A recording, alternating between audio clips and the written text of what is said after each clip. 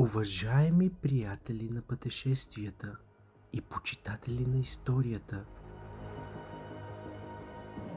днес ви каня на едно емоционално и вдъхновяващо пътешествие във времето до един от най-живописните и мистични кътове на българското Черноморие – древния Несебър.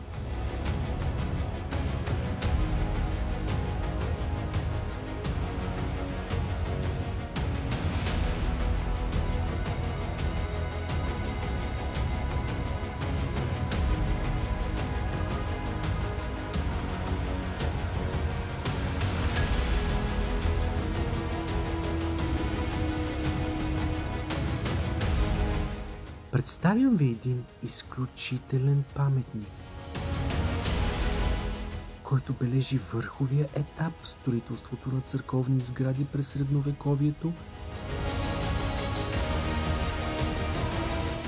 и носи в себе си духа на едно отминало, но славно време.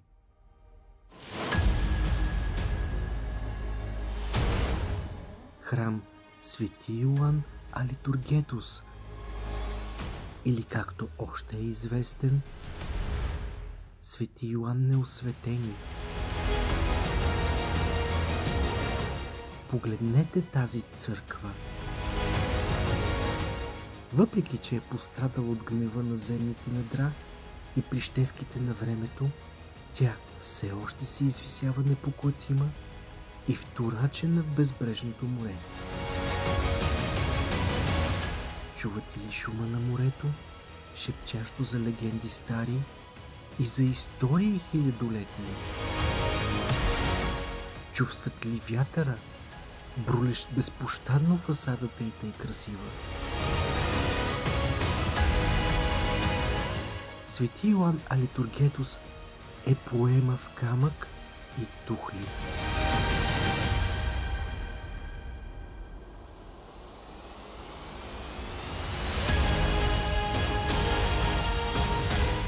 За тази поема разказвам в моята публикация, връзка към която оставям в коментарите на тази лента.